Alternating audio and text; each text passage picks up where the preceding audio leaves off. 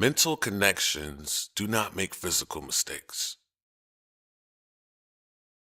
When you're connected mentally, you will not fall for the short.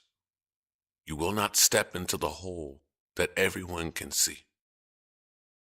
Mental connections do not make physical mistakes. When you're connected mentally, you save yourself. There is a barrier around you. Connect mentally with the task at hand. When you're locked in, you won't fall for the easy.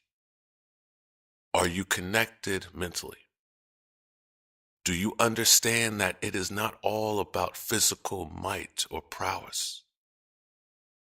You get through your goals by connecting, understanding what you're doing, understanding what you're feeling.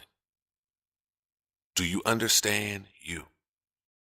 The maximum strength of a man, the maximum strength of a woman, is determined by their mental capacity. Are you mentally capable of this road? Mental connections. Are you locked in? Do you kind of want it? Is your mind over there? Is your heart over here?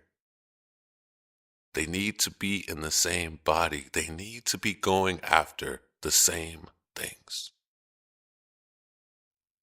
It's not always the physical that gets you there. It's everything. Mind, body, heart, strength.